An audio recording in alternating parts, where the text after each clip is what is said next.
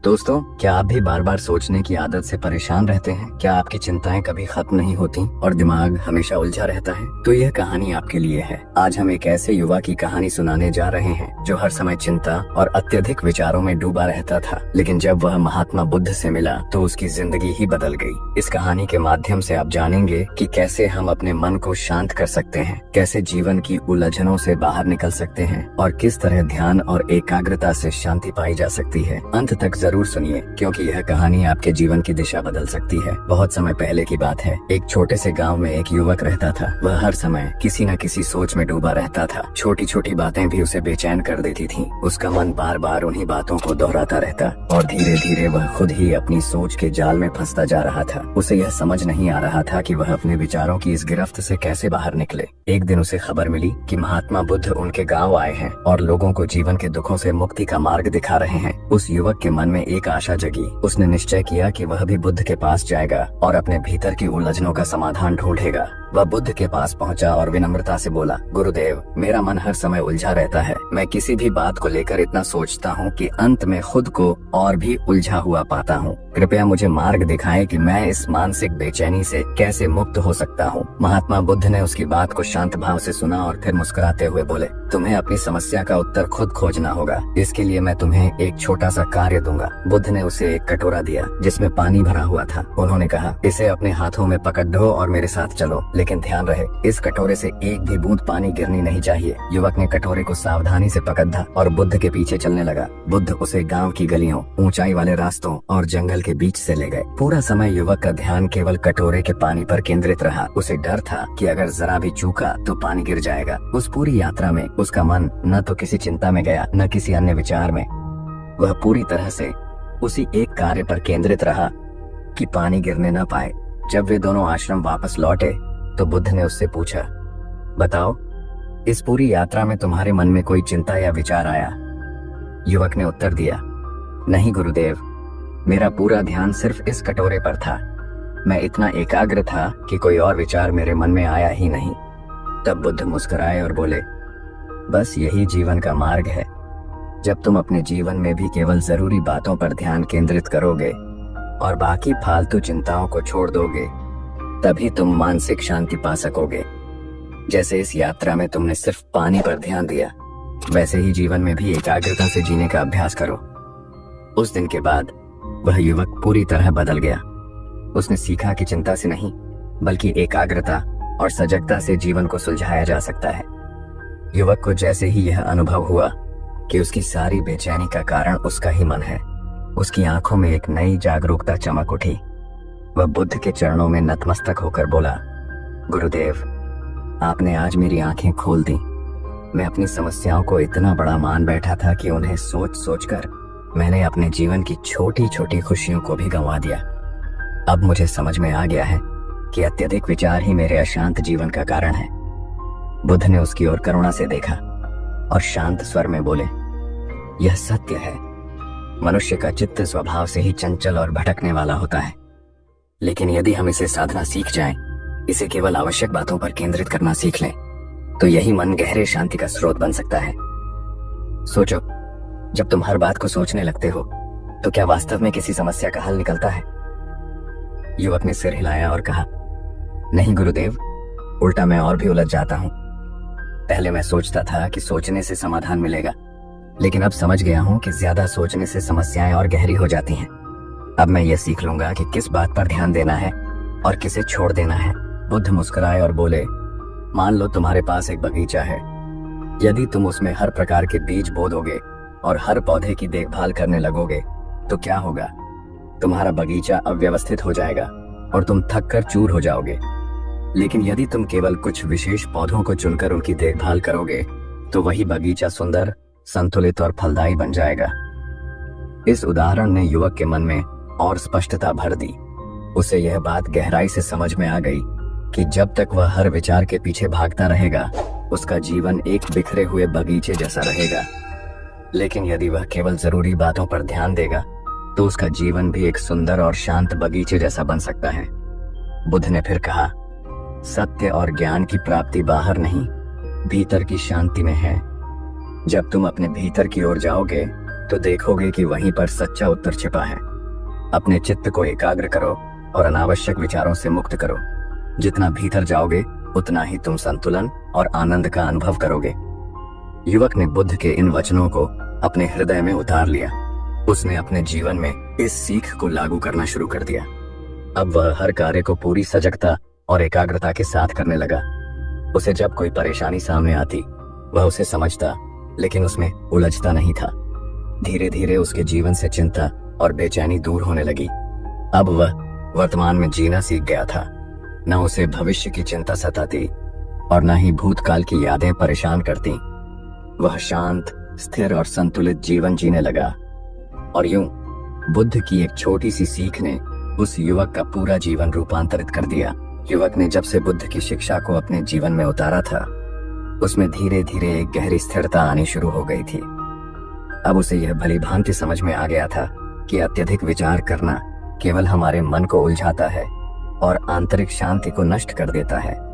उसने अनुभव किया कि यदि मन को केवल आवश्यक बातों की ओर केंद्रित किया जाए और बाकी सभी अनावश्यक विचारों को छोड़ दिया जाए तो जीवन कहीं अधिक संतुलित और शांत हो सकता है।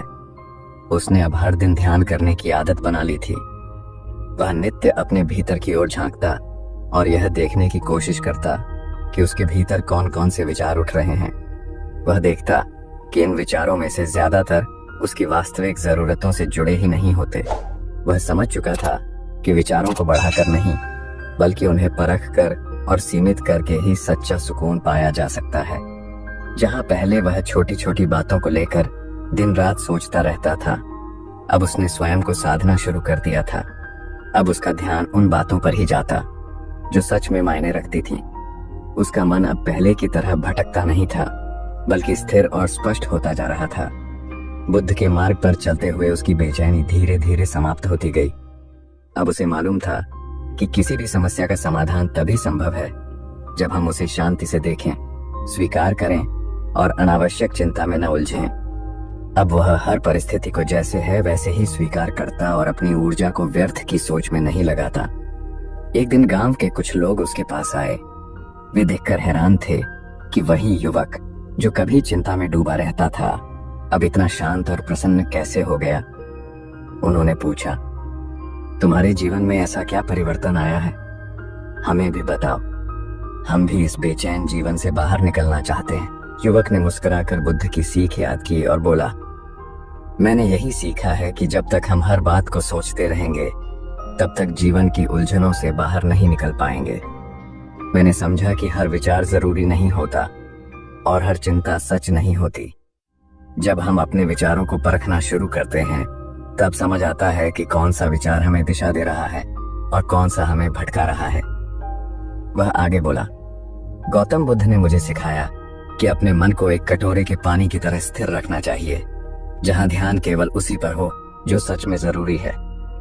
जब हम ऐसा करते हैं तो हमारे भीतर एक गहरी शांति उत्पन्न होती है। गांव के लोग युवक की बातें ध्यान से सुनते रहे। उन्हें यह सब बहुत सहज और सच्चा लगा। धीरे धीरे उन्होंने भी ध्यान और आत्मनिरीक्षण का अभ्यास शुरू किया। युवक ने उन्हें ध्यान करने की सरल विधियां सिखाई और उन्हें यह बताया कि कैसे वे अपने विचारों को पहचान सकते हैं और उन्हें नियंत्रित कर सकते हैं। युवक की प्रेरणा से अब पूरा गांव बदलने लगा था। लोग अब हर परिस्थिति में शांत रहने लगे थे। बिना घबराहट या अत्यधिक चिंता के वे समस्याओं का सामना करते थे। अब उन्हें समझ आ गया था कि अधिक सोचने से समाधान नहीं आता, बल्कि शांति से सोचने से रास्ता निकलता है। इस तरह एक युवक की जीवन परिवर्तन यात्रा ने केवल उसे ही नहीं, बल्कि पूरे गांव को भी शांति और स्थिरता की राह दिखा दी। अब युवक पूरी तरह बदल चुका था। पहले जो बातें उसे बेचैन कर देती थीं, अब वही उसे सोचने, समझने और सीखने का अवसर देती थीं। जहां पहले वह चिंताओं में डूब जाता था, वहीं अब वह हर परिस्थिति को ठहरकर धैर्य से देखने लगा था। बुद्ध की शिक्षा ने उसके दृष्टिकोण को पूरी तरह बदल दिया था। उसने अपने जीवन को अब एक साधना की तरह देखना शुरू कर दिया था। हर दिन को एक अवसर की तरह, हर चुनौती को एक अभ्यास की तरह।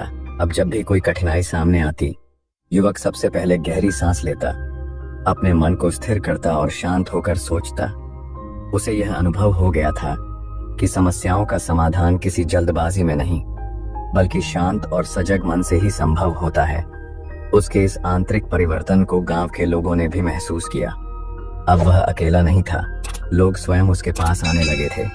कोई अपनी चिंता बताता, कोई जीवन की उलझने, और युवक उन्हें वही सिखाने लगा जो कभी बुद्ध ने उसे सिखाया था कि अत्यधिक सोच से मुक्ति और वर्तमान में जीने का अभ्यास ही जीवन की सच्ची चाबी है। धीरे धीरे उसका यह व्यवहार पूरे गांव पर असर डालने लगा। एक दिन एक वृद्ध व्यक्ति उसके पास आया, आंखों में भावुकता थी। वह बोला, बेटा, तूने हम सबको बहुत कुछ सिखा दिया है। पहले हम छोटी छोटी बातों पर झुंझला जाते थे, आज हम शांति से सोचते हैं। ये सब तेरे कारण हुआ है और महात्मा बुद्ध के कारण। युवक ने सिर झुकाकर नम्रता से कहा, बाबा, यह सब बुद्ध की ही कृपा है। उन्होंने मुझे रास्ता दिखाया और मैं बस उसी राह पर चल रहा हूँ। जो कुछ मैंने पाया वही सब मैं आप सबसे बांट रहा हूँ। उसी दिन युवक के भीतर एक नई भावना ने जन्म लिया, जिम्मेदारी की। उसे समझ आ गया कि यह शिक्षा सिर्फ उसके लिए नहीं थी, यह तो एक ज्योति थी जिसे आगे बढ़ाना था। उसने निश्चय किया कि वह जहां तक संभव हो लोगों तक यह ज्ञान पहुंचाएगा ताकि वे भी उसी तरह शांति और संतुलन पा सकें। अब वह केवल एक साधक नहीं था, वह एक मार्गदर्शक बन चुका था। वह गांव के बच्चों को ध्यान करना सिखाता, युवाओं को धैर्य का महत्व समझाता और बुजुर्गों के साथ बैठकर उन्हें सुनता। उसके शब्दों में अब अनुभव बोलता था और उसकी चुप्पी में भी गहराई होती थी। दोस्तों, इस वीडियो में आगे बढ़ने से पहले एक छोटी सी बात, कृपया कमेंट में जरूर बताएं कि आप इस वीडियो को कहां से देख रहे हैं। हम आपके शहर को जानकर दिल से धन्यवाद देना चाहेंगे। और हाँ, ध्यान रखें कि इस वीडियो को सिर्फ देखना नहीं बल्कि ध्यान से सुनना भी उतना ही महत्वपूर्ण है, क्योंकि समझ सिर्फ देखने से नहीं, सुनने और महसूस करने से आती है। तो अब अपना पूरा ध्यान इस कहानी पर केंद्रित करें। आइए बढ़ते हैं समय के साथ। पूरा गांव बदलने लगा। जहां पहले आपाधापी और असंतुलन था, वहां अब सामंजस्य और समझ थी।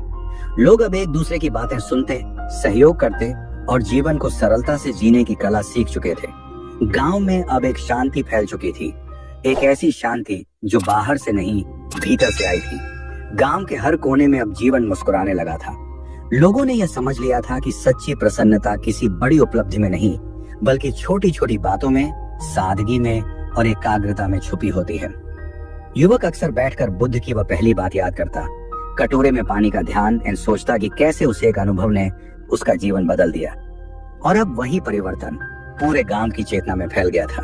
वह दिन युवक के लिए एक नई शुरुआत बन गया था। बुद्ध द्वारा दिया गया वह छोटा सा अभ्यास, पानी से भरे कटोरे को लेकर गांव की गलियों में घूमने का, उसके भीतर गहरे परिवर्तन का कारण बना। उसने अनुभव किया कि जब उसका पूरा ध्यान केवल पानी पर था, तब उसके मन में कोई दूसरा विचार नहीं आया। वह किसी चिंता में नहीं डूबा, किसी डर में नहीं बहा, बस उसी क्षण में मौजूद रहा। इस अनुभव ने उसके भीतर एक नई समझ पैदा की। वह जान गया कि मन को नियंत्रित करना असंभव नहीं है, केवल अभ्यास की आवश्यकता है। अब उसने प्रतिदिन ध्यान करना शुरू किया। वह सुबह उठते ही कुछ क्षण शांत बैठकर अपने श्वास पर ध्यान देता, मन में उठते विचारों को बिना पकड़े बस देखने का अभ्यास करता। धीरे धीरे उसका मन जैसे शांत झील बनता जा रहा था। अब वह युवक पहले जैसा नहीं रहा। जहां पहले वह बात बात में उलझ जाता था, वहीं अब वह परिस्थिति को एक साक्षी की तरह देखता। उसे मालूम हो गया था कि हर विचार को पकड़ना आवश्यक नहीं। उसने अपनी ऊर्जा बचानी सीख ली थी, केवल आवश्यक बातों पर ही ध्यान देना और बाकी को जाने देना। गांव के लोग भी अब उसकी शांति से प्रभावित होने लगे थे। अब वह न केवल एक शिष्य था बल्कि एक शिक्षक भी बन चुका था। बच्चे उसके पास आकर बैठते और चुपचाप उसकी बातें सुनते। स्त्रियां अपने घर की उलझनों को लेकर उससे मार्गदर्शन मांगती और युवक उन्हें बड़े धैर्य से सुनता और सहज भाषा में समझाता। अगर आप भी गौतम बुद्ध की शिक्षाओं को दिल से मानते हैं तो कृपया कमेंट में नमो बुद्धाय लिखकर अपनी श्रद्धा व्यक्त करें। एक दिन गांव के मुखिया ने उसे बुलाया। उन्होंने कहा, बेटा, तेरे भीतर अब एक गहराई है जो पहले नहीं थी। हम सबने इसे महसूस किया है। तू हमें सिखा कि तूने यह शांति कैसे पाई। युवक मुस्कुराया और बोला, यह शांति मेरी नहीं है, यह तो मेरे भीतर पहले से ही थी। मैं केवल उसे देखने लगा हूँ। जब मैंने अनावश्यक विचारों को जाने देना शुरू किया, तब यह शांति अपने आप प्रकट हो गई। उसने गांव के लोगों को एक जगह एकत्र किया और सबको एक सरल अभ्यास सिखाया, ध्यान का। बस आंखें बंद करो, उसने कहा, और अपने श्वास को महसूस करो। जब कोई विचार आए तो उसे रोकने की कोशिश मत करो, बस उसे आते जाते देखो। पहली बार में लोगों को यह कठिन लगा, लेकिन युवक उन्हें बार बार प्रेरित करता रहा। कुछ ही हफ्तों में गांव में बदलाव आने लगा। जहां पहले आपसी कलह और तनाव था, वहां अब धैर्य और समझ आ गई थी। लोग अब छोटी छोटी बातों को दिल से नहीं लगाते थे और हर परिस्थिति को शांत मन से देखने लगे थे। युवक खुद भी हर दिन अपने ध्यान के समय कटोरे के पानी को याद करता। वह जान गया था कि जीवन भी उसी कटोरे जैसा है। यदि हम सजग नहीं रहे तो भावनाओं और विचारों का पानी छलक जाएगा और हम अपनी ऊर्जा खो बैठेंगे।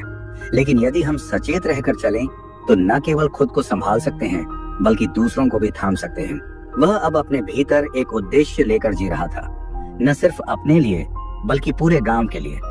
उसकी आंखों में अब आत्मविश्वास था, लेकिन उसमें कोई अहंकार नहीं था। वह जानता था कि यह सब बुद्ध की कृपा है और वह केवल उस ज्योति को आगे बढ़ा रहा है। समय बीतता गया, लेकिन उस युवक का वह शांत स्वरूप अब पूरे गांव की आत्मा बन चुका था और वह जानता था यही तो था सच्चा जीवन। गांव में अब एक नई सुबह का आरंभ हो चुका था। हवा में एक अलग शांति थी, वह शांति जो अब केवल युवक के भीतर नहीं थी, बल्कि गांव के हर घर और हर व्यक्ति में उतर आई थी। युवक अब केवल एक साधक नहीं रहा, वह अब सबका मार्गदर्शक बन गया था। एक ऐसा व्यक्ति जिसकी आंखों में गहराई और शब्दों में सरलता थी। हर सुबह गांव के लोग इकट्ठा होते और युवक के साथ मिलकर कुछ पल मौन में बैठते। वह उन्हें ध्यान का अभ्यास कराता और बीच बीच में छोटी छोटी कहानियों के माध्यम से जीवन की गहराई समझाता। धीरे धीरे लोग ध्यान को एक दिनचर्या की तरह अपनाने लगे। पहले जहां लोग अपने दिन की शुरुआत उलझनों और भागदौड़ से करते थे, वहीं अब वे एक गहरे मौन और जागरूकता के साथ अपने दिन का आरंभ करने लगे थे। एक दिन एक नौजवान युवक उसके पास आया। उसकी आंखों में चिंता थी। उसने कहा, मुझे हर समय कोई ना कोई बात सताती रहती है। मैं कुछ भी करता हूँ तो मन कहीं और भटक जाता है। क्या मेरे लिए भी कोई उपाय है? युवक मुस्कुराया और बोला, तू अकेला नहीं है, ये हर किसी की समस्या है। हमारा मन एक बंदर की तरह होता है, कभी इधर कभी उधर। लेकिन जैसे जैसे हम उसे अभ्यास के माध्यम से प्रशिक्षित करते हैं, वह शांत होने लगता है। चल, मैं तुझे एक साधारण अभ्यास सिखाता हूँ। उसने उसे एक दीपक पकड़ाया और कहा, इस दीपक की लौ को देखता रह। बस देख, कोई विचार आए तो आने दे, लेकिन लौट आ दीपक की लौ पर। नौजवान ने ऐसा ही किया। कुछ देर में वह शांत हो गया। उसके चेहरे पर एक अजीब सी राहत दिखने लगी। उसने आंखें खोलकर युवक की ओर देखा और बोला, इतने सालों से मन के पीछे दौड़ता रहा, पर पहली बार उसे वहीं रहने दिया जहां वह है। युवक ने उसकी पीठ थपथपाई और कहा, यही है पहला कदम, मन को स्वीकार करना और फिर धीरे धीरे उसे दिशा देना। अब गांव के बड़े बुजुर्ग भी युवक के पास आने लगे। पहले जो उसे सिर्फ एक आम लड़का मानते थे, अब उसकी बातें ध्यान से सुनते। उन्होंने देखा कि गांव में अब झगड़े कम हो गए हैं, लोग अधिक धैर्यवान हो गए हैं और सबसे बढ़कर सभी के चेहरों पर सुकून है। एक दिन गांव में एक पर्व मनाया गया। उस दिन सभी लोग युवक के चारों ओर एकत्र हुए और उन्होंने आग्रह किया कि वह कुछ बोले। युवक ने सबको देखा और शांत स्वर में कहा, मैं कुछ नया नहीं कहूंगा। जो कुछ भी मैंने जाना वह पहले से ही आप सभी के भीतर है। मैंने बस उसे देखने की कला सीखी और यही आप भी सीख सकते हैं। मन की चुप्पी में ही जीवन की सच्ची आवाज है। लोगों की आंखें भर आईं। उन्होंने अनुभव किया कि उन्होंने एक सच्चे मित्र, एक मार्गदर्शक और एक शांति पथ पर चलने वाला साथी पा लिया है। समय के साथ गांव अब एक अलग ही पहचान में ढल चुका था। वह अब सिर्फ एक गांव नहीं था, वह एक जीवंत उदाहरण बन चुका था कि कैसे महात्मा बुद्ध की एक छोटी सी सीख, ध्यान, सादगी और वर्तमान में जीना किसी भी जीवन को पूरी तरह बदल सकती है। और उस युवक ने, जिसे कभी अपनी ही उलझनों से बाहर निकलना मुश्किल लगता था, अब दूसरों को उनके भीतर की रोशनी से जोड़ना शुरू कर दिया था। समय बीतता गया, लेकिन उस युवक का ध्यान और जीवन शैली अब और भी गहराई से परिपक्व होती जा रही थी। वह पहले से अधिक शांत, अधिक स्थिर और भीतर से संतुलित अनुभव करता था। उसका चेहरा अब एक दर्पण बन गया था, जिसमें जो भी देखता उसे अपने भीतर झांकने की प्रेरणा मिलती। उसका यह आंतरिक परिवर्तन अब पूरे गांव में एक तरह की तरंग की तरह फैलने लगा था। जो लोग कभी छोटी छोटी बातों पर उत्तेजित हो जाते थे, अब वे भी धीरे धीरे स्वयं को संभालना सीख रहे थे। गांव की गलियों में अब एक नए प्रकार की चुप्पी थी। वह चुप्पी जो बोझिल नहीं थी, बल्कि जागरूकता से भरी हुई थी। एक बार गांव में एक बच्चा बीमार पड़ गया। उसका परिवार बेहद परेशान था और पहले की तरह हड़बड़ा रहा था। वे युवक के पास सहायता मांगने आए। युवक ने उन्हें बस एक ही बात कही, पहले मन को स्थिर करो। जब मन स्थिर होता है तभी निर्णय सही होता है। परिवार के लोग कुछ पल शांत रहे, गहरी सांस ली और उस रात बच्चे की देखभाल के लिए वे पूरे धैर्य और प्रेम से जुटे। सुबह होते होते बच्चे की हालत में सुधार आ गया। उन्होंने युवक को धन्यवाद दिया, लेकिन उसने सिर झुकाते हुए बस इतना कहा, आपने स्वयं को शांत रखा, यही सबसे बड़ी औषधि थी। इस तरह एक एक कर गांव के लोग अब हर छोटी बड़ी स्थिति में पहले खुद को स्थिर रखते। खेती में मौसम की मार हो या घर में कोई कलह, अब पहले जैसा शोर नहीं होता था। लोग ध्यान से काम लेते, मिलकर सोचते और सही समय पर निर्णय करते। एक दिन गांव के मुखिया ने युवक से कहा, तुम्हारी वजह से इस गांव की आत्मा जाग उठी है।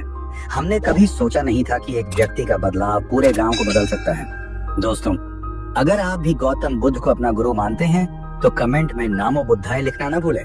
युवक ने मुस्कुराकर कहा, मैंने तो केवल बुद्ध की शिक्षा को अपने जीवन में उतारने का प्रयास किया। असली शक्ति उस शिक्षा में है, मैं तो बस एक माध्यम हूँ। मुखिया ने उसकी पीठ थपथपाई और कहा, यदि हर गांव में ऐसा एक साधक हो तो यह दुनिया ही बदल जाए। उस दिन गांव के चबूतरे पर युवक ने एक बार फिर सभी को एकत्र किया और उन्होंने ध्यान साधना की। सूरज ढल रहा था, पर वातावरण में एक प्रकार की स्वर्णिम आभा थी। सभी ने कुछ समय आंखें बंद की और भीतर की शांति को महसूस किया। जब ध्यान पूरा हुआ तो किसी ने कुछ नहीं कहा, क्योंकि शब्दों की आवश्यकता ही नहीं रही थी। वह मौन ही अब सबका मार्गदर्शन कर रहा था। इस तरह बुद्ध की एक छोटी सी शिक्षा, कटोरे में भरे पानी जैसी एकाग्रता, अब गांव के हर जीवन का हिस्सा बन चुकी थी। गांव में अब धीरे धीरे एक नई चेतना जाग रही थी। लोग केवल बाहरी सुधार ही नहीं कर रहे थे, बल्कि अपने भीतर भी झांकने लगे थे। युवक अब केवल एक साधारण व्यक्ति नहीं रहा था, वह अब गांव के लिए एक मार्गदर्शक बन चुका था। एक ऐसा दीपक जो अंधेरे में रोशनी देता है लेकिन स्वयं जलता रहता है। एक दिन गांव में बारिश नहीं हुई, खेत सूखने लगे। लोग चिंतित थे। पहले जैसी घबराहट तो नहीं थी, लेकिन मन में असमंजस जरूर था। गांव के बुजुर्ग युवक के पास आए और बोले, अब क्या करें? क्या यह हमारी परीक्षा है? युवक ने मुस्कुराकर कहा, परीक्षा तो हर दिन होती है, जब भी हम किसी परिस्थिति से टकराते हैं। पर ध्यान रखो, परीक्षा में उत्तीर्ण होने के लिए सबसे पहले मन शांत होना चाहिए। उस रात युवक ने गांव के चबूतरे पर सबको इकट्ठा किया और कहा, आओ आज हम बादलों की तरह न थमे हुए चलें, शांति से, स्थिरता से। सभी ने मौन ध्यान किया। किसी ने आंधी को नहीं रोका, किसी ने बादल को नहीं बुलाया। सभी बस उस क्षण में टिके रहे। कुछ दिनों में गांव में वर्षा हो गई, खेतों में हरियाली लौट आई। लेकिन इस बार खुशी केवल फसल की नहीं थी। लोगों के चेहरों पर एक नई चमक थी, जैसे उन्होंने भीतर कुछ पा लिया हो। अब गांव के बच्चे भी ध्यान सीख रहे थे। वे खेल के बीच कुछ पल चुप बैठ जाते, आंखें मूंदे सांसों को गिनते। उनकी आंखों में मासूमियत के साथ अब शांति भी थी। युवक उन्हें कहानियों के माध्यम से ध्यान की गहराई सिखाता और वे बिना कहे सीख जाते। एक दिन युवक अकेले तालाब के किनारे बैठा था। सूरज डूब रहा था। उसने जल में अपनी परछाई देखी और मुस्कुराया। वह जान चुका था कि परिवर्तन बाहर नहीं होता, परिवर्तन भीतर से उपजता है। वर्षों बीत गए। गांव अब एक ऐसी जगह बन गया था जहां लोग न केवल एक दूसरे की मदद करते, बल्कि एक दूसरे की आत्मा को भी समझते। अब वहां केवल शब्दों का नहीं, मौन का भी सम्मान होता था। युवक अब थोड़ा वृद्ध हो चला था। उसके बालों में सफेदी झलकने लगी थी, पर उसकी आंखों में वही गहराई और शांति बनी रही। लोग उसे अब ध्यान गुरु कहने लगे थे, लेकिन वह कभी भी अपने लिए कोई विशेष पहचान नहीं चाहता था। वह अक्सर कहता, मैं तो सिर्फ एक छात्र हूँ, बुद्ध के मार्ग पर चलने वाला। एक दिन एक युवा बालक जो हमेशा चंचल रहता था, युवक के पास आया और पूछा, गुरुजी, क्या मैं भी कभी इतना शांत हो पाऊंगा? युवक ने मुस्कुराकर कहा, शांति तुम्हारे भीतर ही है, बस उसे सुनना सीखो। जब तुम अपने भीतर के शोर से बाहर आ जाओगे तो तुम्हारी आत्मा खुद बोलने लगेगी। बालक ने आंखें बंद की और कुछ क्षण बाद आंखें खोली। उसके चेहरे पर एक नई गंभीरता थी। शायद उस क्षण में उसने खुद को पहली बार सुना था। वर्षों के बाद भी लोग उस युवक को याद करते रहे। वह अब गांव में न था, लेकिन उसकी कहानियां, उसका मार्गदर्शन और उसका मौन सब गांव की मिट्टी में रच बस गया था। अब जब भी कोई नवयुवक जीवन की उलझनों में फंसता तो गांव के बुजुर्ग उसे तालाब किनारे ले जाकर वही कहानी सुनाते। कटोरे में पानी और एकाग्र मन की। बुद्ध की वह एक सीख अब केवल एक विचार नहीं रही, वह गांव की संस्कृति बन चुकी थी। एक ऐसी संस्कृति जो मौन में सुनाई देती थी, ध्यान में दिखती थी और हर श्वास में बहती थी। क्या आपने कभी ऐसा महसूस किया है जैसे पूरी दुनिया के बीच खड़े होकर भी आप अकेले हैं? जैसे आपके अंदर एक शून्य है जिसे कोई भर नहीं सकता। इस कहानी में हम जानेंगे कि अकेलापन और दर्द कोई कमजोरी नहीं, बल्कि आत्म जागरण का पहला चरण होता है। हम आपको ले चलेंगे एक ऐसे यात्रा पर जहां हर दुख एक दरवाजा है आत्मज्ञान की ओर। गौतम बुद्ध की शिक्षाओं के माध्यम से हम समझेंगे कि जीवन के सबसे गहरे घाव ही हमारे सबसे बड़े गुरु बन सकते हैं। तो अगर आप भी जीवन के उलझे सवालों के जवाब तलाश रहे हैं तो इस कहानी को ध्यान से सुनिए, क्योंकि यही हो सकती है आपके भीतर की शांति की शुरुआत। बहुत समय पहले की बात है, हिमालय की एक सुनसान घाटी में, जहां बर्फीली हवाएं भी एक अनकही गर्माहट लेकर बहती थीं, वहां एक छोटा सा शांत आश्रम बसा हुआ था।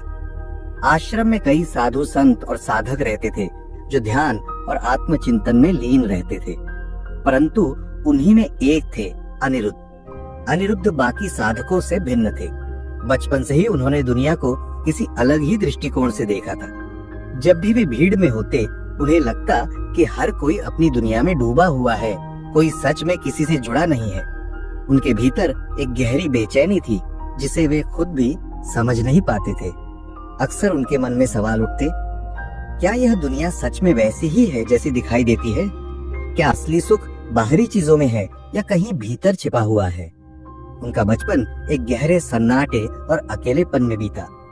उनके माता पिता ने उन्हें दुनिया की रंगीनियों से परिचित कराया, परंतु उनकी आत्मा में एक खालीपन था जिसे वे शब्दों में ढाल नहीं सकते थे। स्कूल में भी अनिरुद्ध अक्सर अकेला महसूस करते। जब बाकी बच्चे खेल में मग्न होते, अनिरुद्ध किसी पेड़ के नीचे बैठकर सोचों की गहराइयों में खो जाते। उनके विचार, उनकी संवेदनाएं, सब कुछ आम लोगों से बहुत अलग था। उनके मन के भीतर लगातार ऐसे सवाल उठते जिन्हें समझाने वाला कोई नहीं था। वे चाहते थे कोई उन्हें सुने, पर उनके आसपास कोई ऐसा नहीं था जो उनके भावनात्मक दर्द को समझ सके। समय बीतता गया और अनिरुद्ध किशोरावस्था में प्रवेश कर गए, लेकिन भीतर का संघर्ष और भी तीव्र होता चला गया। एक दिन उनके गांव में एक योगी पधारे। उनका नाम था वैराग्य सिंह। उन्होंने गांव वालों को कथा सुनाते हुए कहा, असली शांति बाहर के मेल मिलाप में नहीं, बल्कि उस मौन में है जो भीतर से आता है। अनिरुद्ध की आंखों में उस दिन पहली बार चमक थी। उनके भीतर जो दर्द था उसे पहली बार कोई अर्थ मिलता हुआ प्रतीत हुआ। जब वैराग्य सिंह ने उनसे बात की तो अनिरुद्ध ने अपने हृदय में छुपे गहरे दर्द को साझा किया। योगी ने मुस्कुराते हुए कहा, जब तक तुम खुद से बात नहीं करते तब तक यह दर्द तुम्हारे भीतर ही दबा रहेगा, पर एक बार जब तुम उस दर्द को सुनना शुरू कर दोगे, वही तुम्हारा सबसे बड़ा मार्गदर्शक बन जाएगा। योगी वैराग्य सिंह की बातों ने अनिरुद्ध के भीतर जैसे कोई दीपक जला दिया था। उस एक क्षण में वर्षों से बंद पड़े उनके अंतर्मन में एक आशा की नन्ही किरण उतर आई। उन्होंने उसी पल ठान लिया कि अब वे अपने जीवन को समझने की दिशा में आगे बढ़ेंगे। अगले कई वर्षों तक अनिरुद्ध ने वैराग्य सिंह की सीखों को अपने जीवन का केंद्र बना लिया। वे गहराई से ध्यान में लीन रहने लगे, स्वयं से प्रश्न पूछने लगे, मेरे भीतर यह दर्द क्यों है? यह अकेलापन क्यों बार बार मुझे घेर लेता है? धीरे धीरे उन्हें यह समझ आने लगा कि हर पीड़ा अपने साथ कोई न कोई संदेश लेकर आती है। अब वे बाहरी दुनिया से अधिक अपने भीतर की आवाजों को सुनने लगे। न कोई शोर, न कोई हस्तक्षेप, बस मौन, और वही मौन उनके सच्चे साथी बन गए। उन्होंने जाना कि अकेलापन एक कमी नहीं, बल्कि वह अवसर है जहां हम स्वयं को पहचान सकते हैं।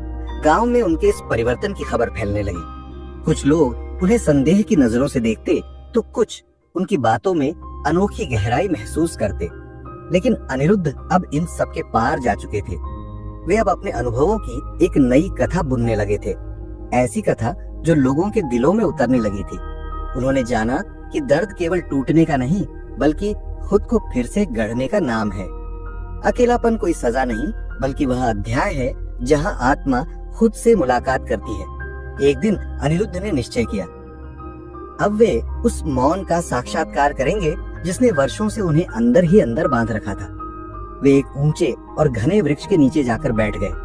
वहां की नीरवता, बहती हवा की सरसराहट और पत्तों की धीमी थरथराहट के बीच उन्होंने पहली बार अपने हृदय की गहराइयों में उतरने का साहस किया। उन्होंने महसूस किया कि दर्द के हर टुकड़े में कोई न कोई अनकहा संदेश छिपा होता है और अकेलापन उस संदेश को पाने का जरिया बनता है। उनके मन के अस्थिर विचार धीरे धीरे शांत होने लगे और एक गहरी स्थिर शांति ने उनके अंतर्मन को छू लिया। उस दिन के बाद अनिरुद्ध ने अपने अनुभवों को शब्दों में ढालना शुरू किया। उन्होंने अपने भीतर की तरफ अकेलेपन की उदासी और संघर्ष के हर मोड़ को कागज पर उतारना शुरू किया। उनके शब्दों में ऐसी सच्चाई थी जो सीधे दिल में उतर जाती थी। इन्हीं शब्दों के बीच एक नया प्रश्न जन्म लेने लगा। क्या यही दर्द और यही अकेलापन हमें हमारी असली पहचान तक ले जाते हैं? उन्होंने हर सुबह सूरज की पहली किरण के साथ ध्यान लगाया। आकाश जब रंग बदलता, वे अपने मन के आईने में झांकते और पूछते, क्या मैं सच में जी रहा हूँ या केवल इस दर्द की छाया में चल रहा हूँ? धीरे धीरे उन्होंने महसूस किया कि जो पीड़ा उन्हें तोड़ रही थी वही उनकी सबसे बड़ी शक्ति बन सकती है, बशर्ते वे उसे स्वीकार कर लें और उसे कुछ सीखें। समय बीतता गया और अब अनिरुद्ध का नाम गांव से निकलकर दूर दराज तक फैलने लगा। लोग उनसे मिलने आने लगे। वे जानना चाहते थे कि कैसे कोई व्यक्ति अपने दर्द को अपनी दिशा बना सकता है। एक दिन किसी ने अनिरुद्ध से वही सवाल किया। अनिरुद्ध मुस्कुराए और बस इतना कहा, दर्द केवल एक साथी है जो हमें हमारी सबसे गहराई से मिलवाता है, जो हमें उस गहरे सत्य से मिलवाता है जिसे हम अक्सर दुनिया के शोर में भूल जाते हैं। अनिरुद्ध ने कहा, जब तुम अपने दर्द से लड़ना बंद कर देते हो और उसे अपनाते हो, तभी तुम्हारी आत्मा तुम्हें पुकारती है। उनकी आवाज में कोई दिखावा नहीं था, बस वो सच्चाई थी जो सीधी दिल में उतरती थी। एक दिन गांव में एक बड़ी सभा रखी गई। दूर दूर से लोग आए, कोई समाधान की तलाश में, कोई राहत की उम्मीद में। सभा के बीच में एक युवती आई जिसकी आंखों में एक अनकहा सूनापन था। उसके चेहरे पर थकान थी, पर उसकी आंखों में उम्मीद अब भी बाकी थी। उसने कांपती आवाज में पूछा, सर, मैं इस भीड़ में भी खुद को हमेशा अकेला महसूस करती हूँ। मेरा दर्द इतना भारी हो गया है कि उससे बाहर निकलने का रास्ता ही नहीं दिखता। अनिरुद्ध कुछ क्षण शांत रहे। उन्होंने उस युवती की आंखों में देखा मानो उसके भीतर उतर गए हों। फिर गहरी सांस लेकर बोले, यह दर्द तुम्हारी कमजोरी नहीं है, ये तुम्हारी पहचान है। जब तुम इस दर्द को समझने का साहस जुटाओगी, तभी तुम जानोगी कि यह तुम्हें तोड़ने नहीं बल्कि तुम्हें भीतर से गढ़ने आया है। सभा में सन्नाटा छा गया। हर किसी के भीतर कुछ हिलने लगा था। ऐसा लगा जैसे किसी ने उनके अपने ही दर्द को शब्द दे दिए हो। अनिरुद्ध ने आगे कहा, मैंने भी अकेलेपन को महसूस किया है, उसे स्वीकार किया है। जब हम दूसरों के शोर में अपने आप को खो देते हैं, तभी अकेलापन जन्म लेता है। लेकिन जब हम शांत होकर भीतर झांकते हैं, तो वही अकेलापन हमें हमारी असली पहचान दिखाता है। उनकी बातें इतनी सरल फिर भी इतनी गूढ़ थीं कि हर दिल पर गहरी छाप छोड़ गई। अनिरुद्ध की साधना अब एक जीवन शैली बन चुकी थी। हर सुबह वे सूरज की पहली किरण के साथ एकांत में बैठ जाते, अपने भीतर की आवाज को सुनते। धीरे धीरे वे जीवन के उन प्रश्नों का सामना करते जिनसे अधिकतर लोग भागते हैं। उन्होंने सीखा था, दर्द और अकेलापन कोई शत्रु नहीं बल्कि महान शिक्षक हैं। उन्होंने अपने अनुभवों से यह संदेश फैलाया कि चाहे हम कितने भी लोगों के बीच हों, असली रिश्ता तो खुद से ही होता है। यही अकेलापन हमारी आत्मा से संपर्क कराता है और वहीं से हमें अपने भीतर की अशांति को शांति में बदलने की शक्ति मिलती है। वर्ष बीतते गए, लेकिन अनिरुद्ध की साधना रुकी नहीं। उनके अनुभव अब शब्दों का आकार लेने लगे, एक पुस्तक की तरह जिसमें उन्होंने जीवन के उन पहलुओं को लिखा जिनसे लोग अक्सर भागते हैं। उन्होंने लिखा, दर्द को अपनाओ, अकेलेपन को गले लगाओ। यही वो रास्ते हैं जो तुम्हें उस सत्य तक ले जाते हैं जिसे तुम भीतर ही भीतर खोजते रहे हो। उनकी लेखनी में दर्द एक ऐसे मित्र की तरह था जो हर चोट के साथ भीतर से मजबूत बनाता है। समय के साथ अनिरुद्ध के पास आने वाले लोग बदलने लगे। वे अब केवल समाधान नहीं बल्कि सच्चा संवाद चाहते थे। एक दिन एक व्यापारी आया, जीवन में सफलता के शिखर पर। पर भीतर से बेहद खोया हुआ। उसने कहा, सर, मैं अकेलेपन से डरता हूँ क्योंकि उसमें मुझे अपनी असफलता दिखती है। अनिरुद्ध मुस्कुराए और बड़ी ही कोमलता से बोले, असली अकेलापन तो उस भीड़ में होता है जहाँ हम अपने आप से दूर हो जाते हैं। जहाँ तुम अपने आप को खो बैठते हो, वहीं से सच्चा अकेलापन शुरू होता है। लेकिन उस सच्चे अकेलेपन में जब तुम अपने भीतर झांकते हो, तब तुम्हें अपने असली स्वर की झलक मिलती है। और वह स्वर, वह कभी झूठा नहीं होता। एक दिन एक कलाकार अनिरुद्ध के पास आया। उसकी रचनाएं गहरे भावनात्मक तूफानों से भरी होती थीं। उसने पूछा, सर, मेरी कला में जो पीड़ा झलकती है, क्या वही मेरी असली आत्मा है? अनिरुद्ध ने मुस्कुराकर कहा, हाँ, वही तो तुम्हारा सच्चा चेहरा है।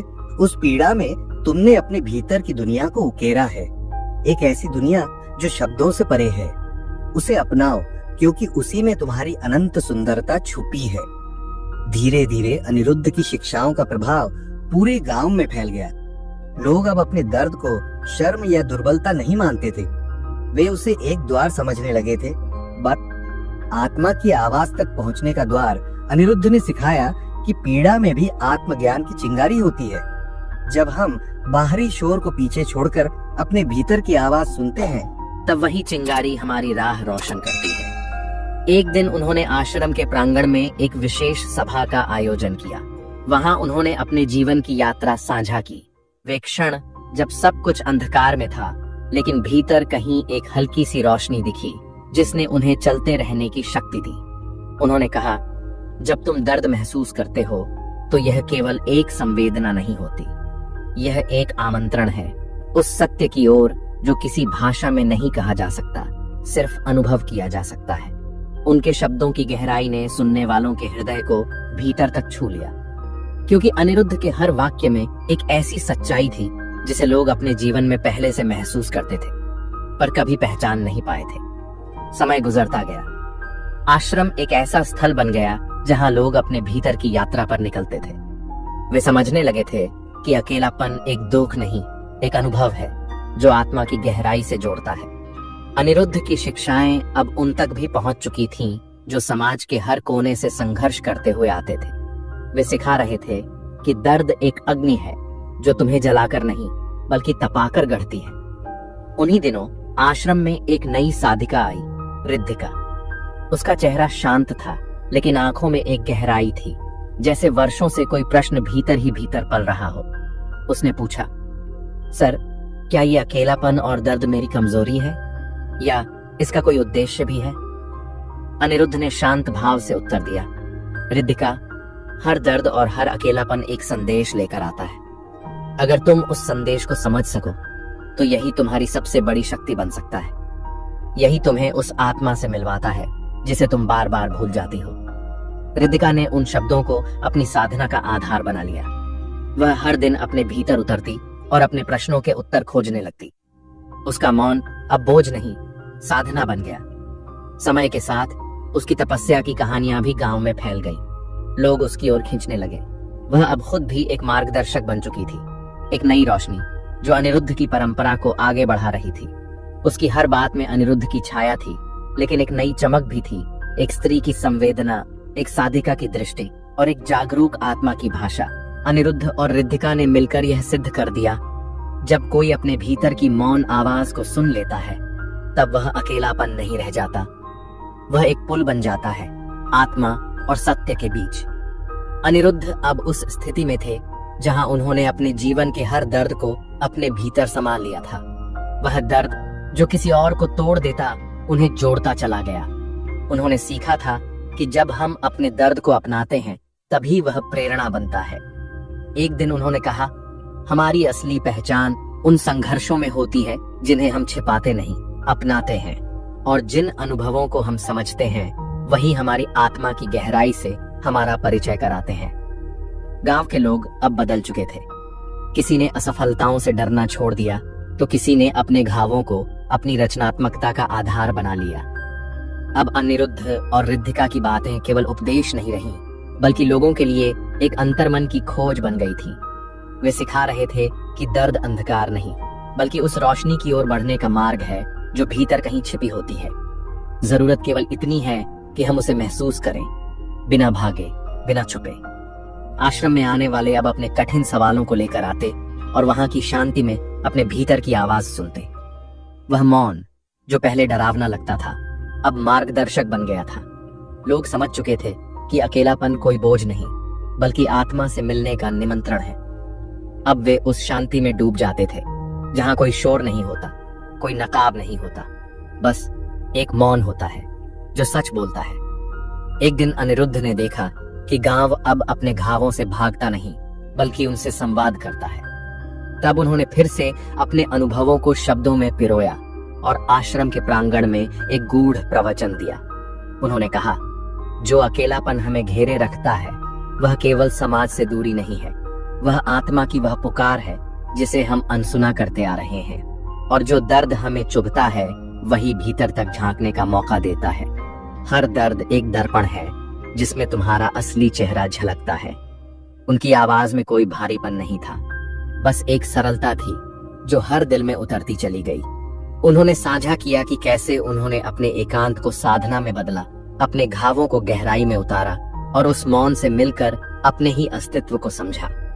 जो दर्द तुम्हें भीतर से तोड़ता है, उन्होंने कहा, वही अंततः तुम्हें जोड़ता भी है, तुम्हारे असली स्वरूप से।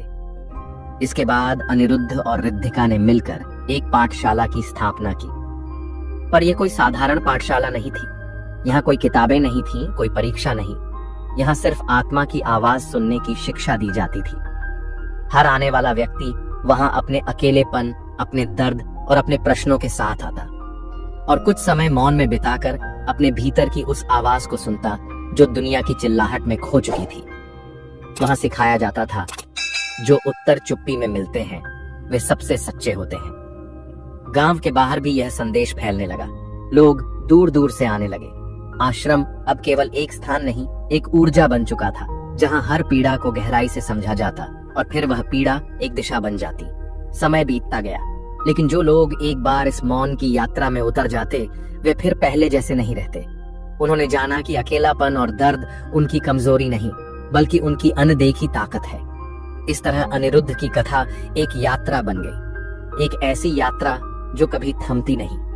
हर मोड़ पर एक नया प्रश्न होता और हर मौन में एक नया उत्तर। जिन्होंने अपने दर्द को अपनाया, उन्होंने अपनी आत्मा की वह आवाज सुनी जो कहती थी, ताकत बाहर नहीं, भीतर होती है, एकदम चुप मगर अपार। और वह आवाज, वह केवल उसी मौन में प्रकट होती है जब हम खुद को समझने का साहस जुटाते हैं। आज भी उस शांत आश्रम की दीवारों पर अनिरुद्ध और रिद्धिका की शिक्षाओं के शब्द अंकित हैं। शब्द नहीं, जैसे मौन की छाप हो।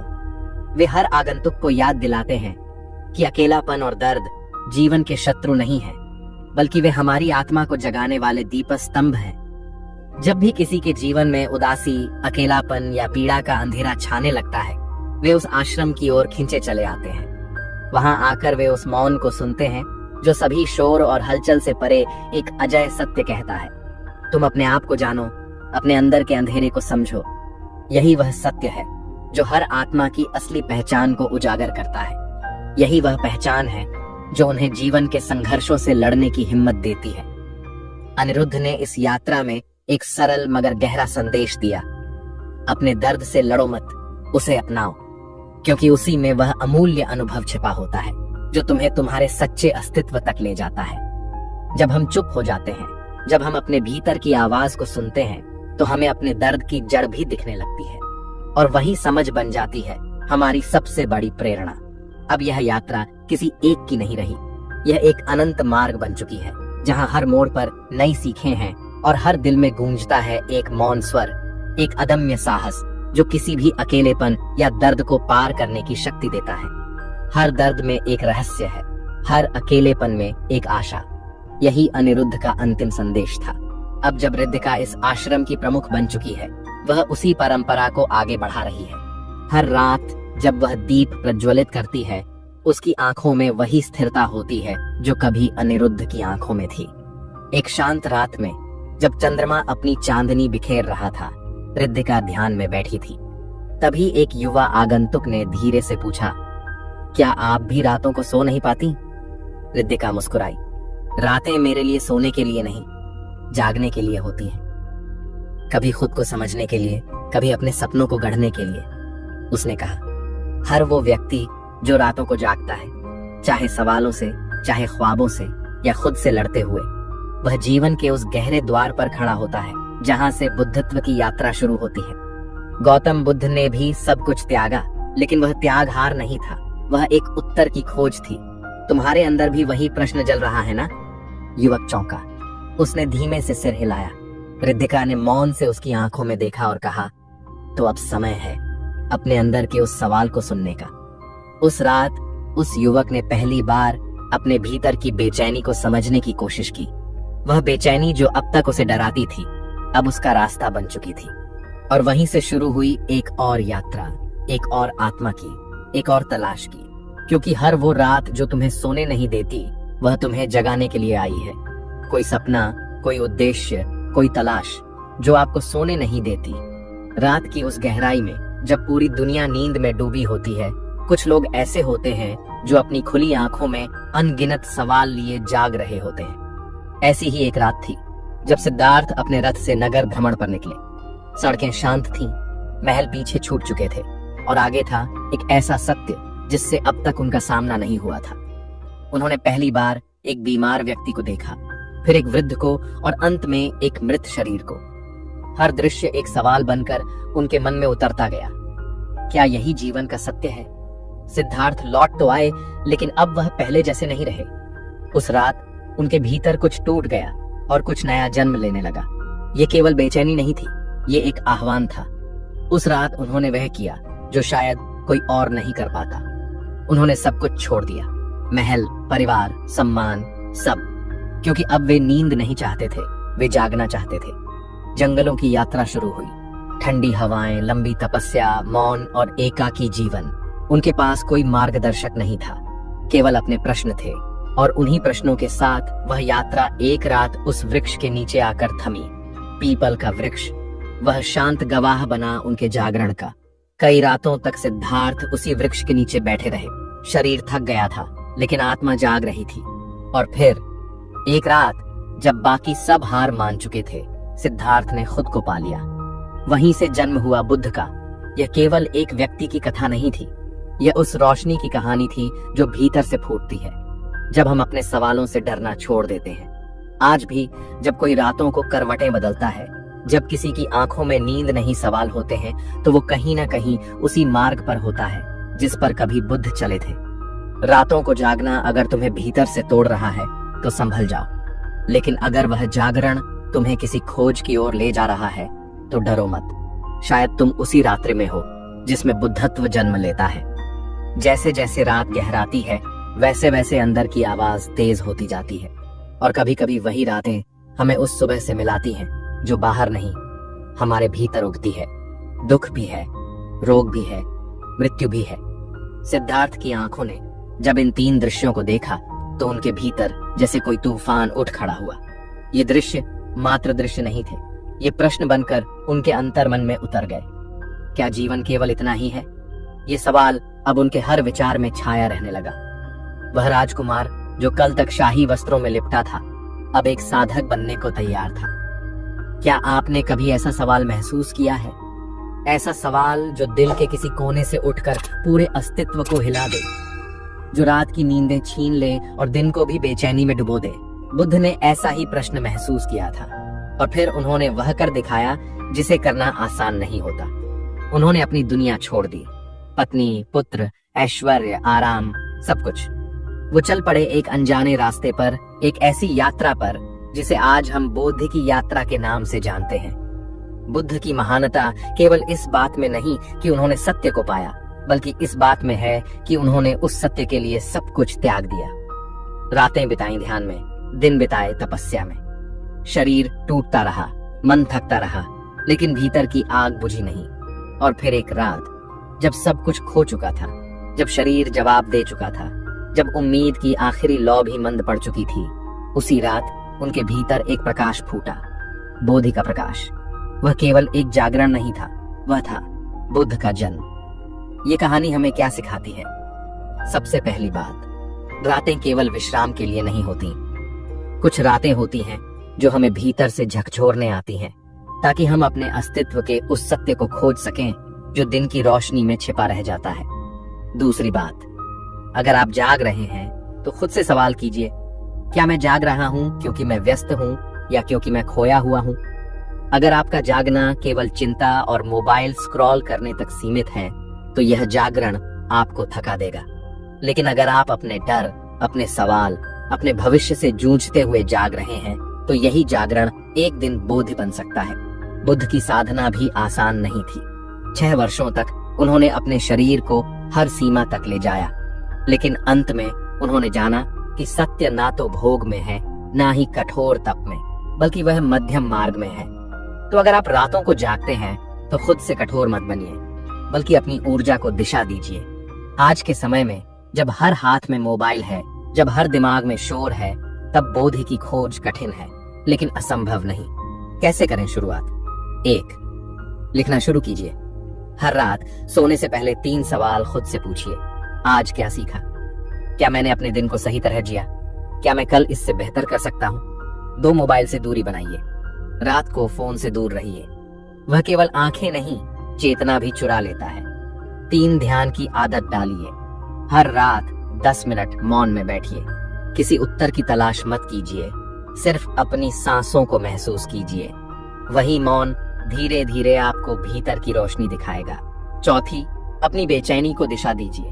वह बेचैनी जो आपको सोने नहीं देती, वही आपकी सबसे बड़ी शिक्षक बन सकती है, अगर आप उसे सुनने का साहस रखें। बुद्ध कहते थे, आपका उद्देश्य ही आपकी सबसे बड़ी रोशनी है। तो अगर आप रात में जाग रहे हैं तो मत घबराइए। शायद आप भी उसी रास्ते पर हैं जिस रास्ते ने एक सिद्धार्थ को बुद्ध बनाया। डिजिटल नींद, यह आज के युग की सबसे खतरनाक नींद है। आंखें खुली होती हैं, लेकिन चेतना सो चुकी होती है। हम स्क्रॉल करते रहते हैं, लेकिन भीतर कुछ नहीं बदलता, और यहीं से शुरुआत होती है आत्मविस्मृति की। लेकिन क्या हम इसे रोक सकते हैं? हाँ, और उसकी पहली सीढ़ी है ध्यान। हर रात 10 से 15 मिनट अपने भीतर उतरने का अभ्यास कीजिए। जब आप चुपचाप बैठते हैं और केवल अपनी सांसों पर ध्यान देते हैं, तो आप महसूस करेंगे कि भीतर उठती लहरें धीरे धीरे शांत हो रही हैं। वहीं से शुरू होती है बोधि की यात्रा। अब जरा रुकिए और खुद से 4 सच्चे सवाल पूछिए। 1, मैं कौन हूँ? 2, मैं वास्तव में क्या चाहता हूँ? 3, क्या मैं सिर्फ जिंदा हूँ या कुछ बनने की ओर भी बढ़ रहा हूँ? 4, क्या मेरी बेचैनी किसी बड़े बदलाव की दस्तक है? इन सवालों से भागिए मत। ये शुरुआत में डरावने लग सकते हैं, लेकिन यही सवाल आपको एक नई दिशा देंगे, एक नई पहचान। रात को बेचैन होना बुरा नहीं है, लेकिन अगर आप केवल बेचैन बने रहे तो यह बेचैनी आपको थका देगी। इसीलिए बेचैनी को प्रेरणा में बदलिए। अगर आपकी नींद उड़ रही है तो उसे एक मिशन बना दीजिए। कोई किताब पढ़िए, कोई कोर्स कीजिए, कोई स्किल सीखिए, या फिर खुद को सुनिए शांत बैठकर। अब सोचिए, अगर बुद्ध उस रात सो जाते, अगर वह कहते, क्या लाभ इन प्रश्नों का, सब व्यर्थ है, तो क्या आज हम उन्हें बुद्ध के नाम से जानते? शायद नहीं। उसी तरह आपके जीवन में भी एक रात आने वाली है, एक ऐसी रात जब आप थक चुके होंगे, टूट चुके होंगे, सब कुछ छोड़ देने का मन करेगा। लेकिन अगर उस रात आप टिके रहे तो वही रात आपकी बोधि रात्रि बन सकती है। आपके जीवन की वह रात जब सन्नाटा केवल सन्नाटा नहीं होता, बल्कि आत्मा की पुकार होती है। जब आप रात को अकेले होते हैं तो वह वक्त सबसे सच्चा होता है। ना कोई दिखावा, ना समाज, ना लाइक्स, ना फॉलोअर्स, सिर्फ आप और आपके सवाल। बुद्ध ने कहा था, अपने दीपक स्वयं बनो। बाहर से रोशनी ढूंढना बंद कीजिए। अपनी चेतना को इतना प्रखर बनाइए कि वह खुद एक दीपक बन जाए। तो अगली बार जब आप रात को करवटें बदल रहे हो तो खुद से पूछिए, मुझे इस जागरण का क्या करना है? क्योंकि रातें केवल अंधेरे के लिए नहीं होती, रातों में सूरज जन्म लेता है। हर वह व्यक्ति जिसने इतिहास बदला, किसी न किसी रात को जागा था। चाहे वह अब्राहम लिंकन हो, स्वामी विवेकानंद, एपी डोजे, अब्दुल कलाम, या शायद आप। तो अगली बार जब नींद न आए तो समझिए कोई बड़ी चेतना आपके भीतर आकार ले रही है। और अंत में चुप रहकर जो सुना जाता है वही सबसे सच्चा उत्तर होता है। बुद्ध ने भी पहले खुद को चुप करवाया था, क्योंकि जब तक भीतर का शोर शांत नहीं होता तब तक बाहर की आवाजें केवल भ्रम होती हैं। आज हम गिरे हुए हैं, सूचनाओं, अपेक्षाओं, रिश्तों, इमोजी और शब्दों से। हम दिन भर बोलते हैं लेकिन कभी खुद को नहीं सुनते। तो आज की रात एक बार अपने आप से मिलिए, शांत बैठिए और पूछिए, मैं इस बेचैनी से क्या सीख सकता हूं? शायद यही आपकी सबसे बड़ी शुरुआत होगी। चुप रहना। यहाँ शब्दों का अर्थ केवल बोलने से बचना नहीं है, बल्कि यह एक गहरे आत्मनिरीक्षण की प्रक्रिया है। कभी आपने महसूस किया है कि जब हम चुप होते हैं तो भीतर से एक गहरी आवाज उठती है। वह आवाज तीखी होती है, ईमानदार होती है और उसे अनसुना करना मुश्किल हो जाता है। गौतम बुद्ध के जीवन में एक ऐसा समय आया था जब उन्होंने सब कुछ त्याग दिया और एक पेड़ के नीचे बैठ गए। वह बोले, अब मैं तब तक नहीं उठूंगा जब तक सत्य ना मिल जाए। और फिर उन्होंने कुछ नहीं किया, कोई प्रवचन नहीं, कोई ध्यान की टेक्निक नहीं, बस मौन और भीतर उतरना शुरू किया। विचार आते गए, भावनाएं उमड़ती रहीं, पुरानी स्मृतियां सामने आईं, लेकिन बुद्ध चुप रहे। उन्होंने जान लिया था, असल उत्तर तब मिलेगा जब मैं सवालों को शोर से नहीं, शांति से देखूंगा। आज हम सोचते हैं कि जवाब बाहर से मिलेगा, किसी गुरु से, किसी किताब से, किसी वीडियो से, लेकिन जो उत्तर भीतर से आता है वह कभी सवाल नहीं बनता। वह मौन होता है, लेकिन जीवन भर गूंजता है। मौन की ताकत क्या होती है? क्या आपने कभी पानी की लहरों को देखा है? जब हवा बंद हो जाती है तो धीरे धीरे पानी शांत हो जाता है और उस समय उसमें सब कुछ साफ दिखाई देने लगता है। नीचे का तल, मछलियां, पत्थर। जीवन भी ऐसा ही होता है, हमारे मन के साथ भी। जब आप चुप होते हैं तो विचार रूपी लहरें शांत हो जाती हैं और जो चीजें पहले धुंधली थीं वह स्पष्ट होने लगती हैं। आज की दुनिया में मौन क्यों जरूरी है? क्योंकि आज हम विचारों के समुद्र में नहीं, सुनावटी बाढ़ में बह रहे हैं। हर पल कोई आपको कुछ बता रहा है, यह पहनो, यह खाओ, ऐसे दिखो, ऐसे बनो, यह करो, वह मत करो। लेकिन इन सब के बीच आपकी अपनी आवाज कहाँ है? मौन आपको वापस वहां ले जाता है जहां आप थे जब आप कुछ नहीं थे। मौन वो आईना है जिसमें आप अपने असली चेहरे को देख सकते हैं, बिना फिल्टर, बिना मुखौटा। क्या मौन कमजोरी है? नहीं, दुनिया को ज्यादा शब्दों की नहीं, ज्यादा समझ की जरूरत है और समझ मौन से आती है। जब कोई आपको कुछ बुरा कह दे और आप चुप रहें तो वह चुप्पी आपकी ताकत बनती है, क्योंकि आपने अपनी प्रतिक्रिया पर नियंत्रण पा लिया और वही आत्मनियंत्रण आत्मज्ञान की पहली सीढ़ी है। बुद्ध के मौन का अर्थ क्या था? जब उनसे कोई गहरे सवाल पूछता था, ईश्वर है या नहीं, मुक्ति का मार्ग क्या है, आत्मा है या भ्रम, तो कई बार वे मौन हो जाते थे। लोग सोचते थे कि शायद वे उत्तर नहीं देना चाहते, लेकिन सच यह था कि वे चाहते थे कि व्यक्ति खुद उस मौन में उतरकर उत्तर खोजे। बुद्ध का मौन एक सीख था। मैं तुम्हें राह दिखा सकता हूँ, लेकिन चलना तुम्हें ही होगा और रास्ता तुम्हारे भीतर है। आज हम क्यों डरते हैं चुप रहने से? क्योंकि चुप होते ही मन का दरवाजा खुलता है और वहां जमा सारी अधूरे रिश्ते, टूटी बातें, असफलताएं, डर, पश्चाताप सब बाहर आने लगते हैं। हम भागते हैं उनसे, लेकिन समझना यह है, आप जितना भागेंगे यह बातें उतना तेज पीछा करेंगी। मौन वह शरण है जहां आप इन सब भावनाओं को आमंत्रित कर सकते हैं, उन्हें देख सकते हैं और फिर धीरे धीरे वे अपनी ताकत खो देती हैं। आधुनिक जीवन में मौन का अभ्यास कैसे करें? हर दिन 10 मिनट अकेले बैठिए, बिना मोबाइल, बिना किताब, बिना संगीत। बस बैठिए और जो भीतर हो रहा है उसे देखिए। यह ध्यान की शुरुआत है। हर दिन एक बार बोलने से पहले सोचिए, क्या जो मैं बोलने जा रहा हूँ वह जरूरी है? क्या वह किसी का भला करेगा? क्या वह मुझे भीतर से सशक्त कर रहा है? प्रकृति के साथ मौन में समय बिताइए, पेड़ के नीचे बैठिए, आसमान को देखिए, पानी की ध्वनि सुनिए। ये सब मौन की भाषा बोलते हैं। नो रिएक्ट का अभ्यास कीजिए। जब कोई आपको उत्तेजित करे, चुप रहिए। प्रतिक्रिया न देना सबसे बड़ा आत्मबल है। क्या मौन सब कुछ सुलझा देता है?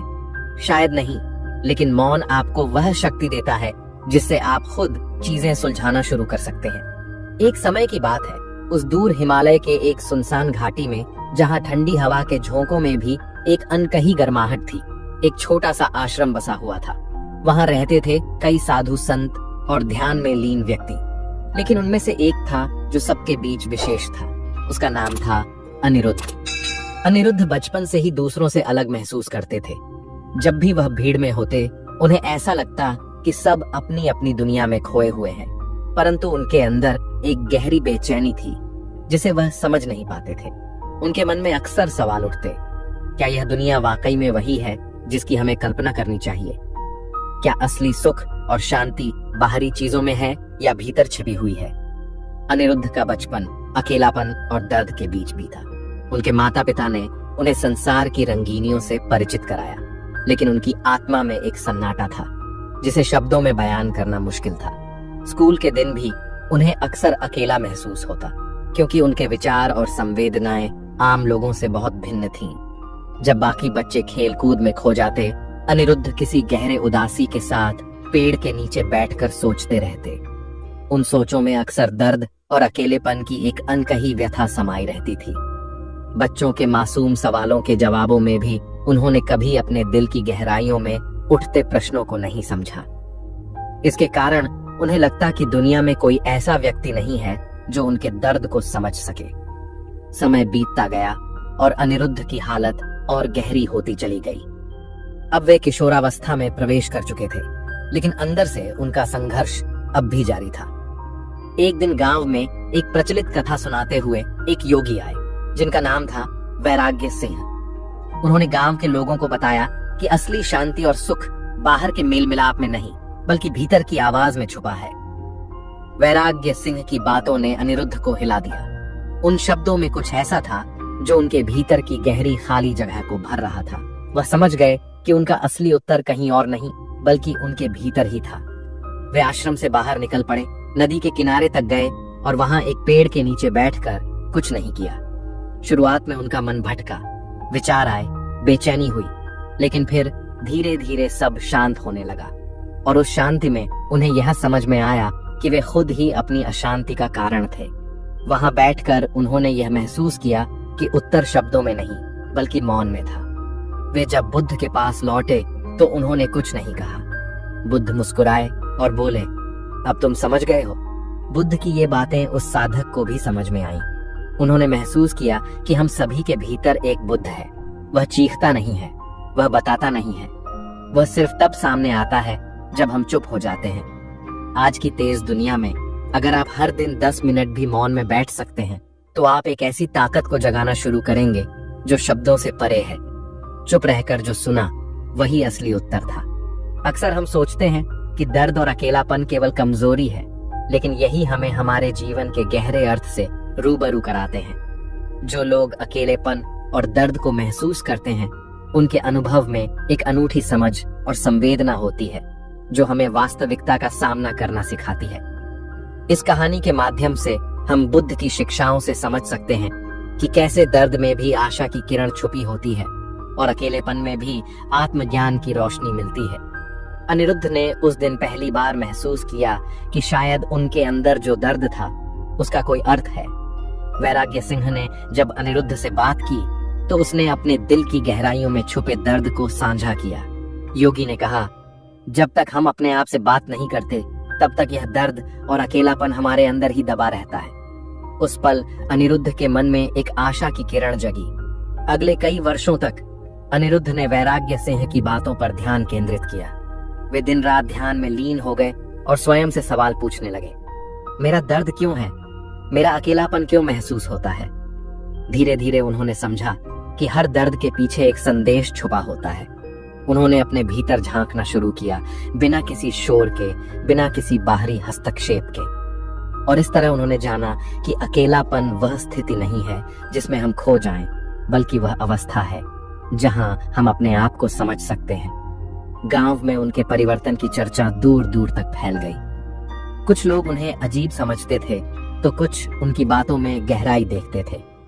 अनिरुद्ध अब अपने अनुभवों से एक नई कहानी बुन रहे थे, जिसे सुनकर लोगों के दिलों में भी एक नई जागरूकता उभरने लगी थी। उन्होंने सीखा कि दर्द केवल टूटने का नहीं, बल्कि फिर से बन जाने का नाम है। अकेलापन भी एक अध्याय है जहां हम अपने आप से मिलते हैं और इस मिलन में हम अपनी असली पहचान पाते हैं। एक दिन अनिरुद्ध ने ठान लिया कि वे अपने भीतर के उस मौन का सामना करेंगे जिसने उन्हें इतने वर्षों तक चुप्पी में बांध रखा था। उन्होंने एक ऊंचे पेड़ के नीचे बैठने का निर्णय लिया। वहां शांति के बीच, जब हवा के साथ पत्ते सरसराते थे, उन्होंने अपने हृदय की गहराइयों में उतरने का साहस किया। उन्होंने महसूस किया कि दर्द के हर क्षण में एक अनकहा संदेश है और अकेलापन केवल उस संदेश तक पहुंचने का एक साधन है। उनके मन के अराजक विचार धीरे धीरे व्यवस्थित हो गए और एक अजीब सी शांति ने उनके भीतर कब्जा कर लिया। उस दिन बाद अनिरुद्ध ने अपने अनुभवों को शब्दों में पिरोना शुरू किया। उन्होंने अपने दर्द के अंशों, अपनी अकेलापन की उदासी और उन सभी मोड़ों और संघर्षों को लिखना शुरू किया जिन्हें उन्होंने महसूस किया था। उनके लेखों में एक ऐसी गहराई थी जो सीधे दिल तक पहुंच जाती थी। अब उनके मन में एक नया सवाल उठने लगा। क्या यह दर्द और अकेलापन ही हमें हमारी असली पहचान से रूबरू कराते हैं? क्या जब हम अपने भीतर के मौन को सुन लेते हैं तो वह हमारी जिंदगी बदल सकता है? अनिरुद्ध ने अपनी साधना में और भी गहराई डाली। उन्होंने अपने भीतर चल रहे संवाद को समझना शुरू किया। हर सुबह सूर्योदय होते ही जब आकाश में रंग बदलते थे, वे अपने मन के आईने में झांकते और देखते कि उनके अंदर क्या छुपा है। वे खुद से पूछते, क्या मैं वाकई में जी रहा हूं या सिर्फ इस दर्द और अकेलेपन के साए में?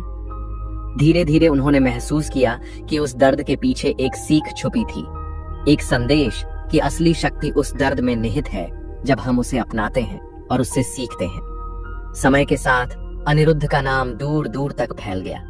लोग उनसे पूछते, कैसे आपने अपने दर्द को जीवन के मार्गदर्शक बना लिया?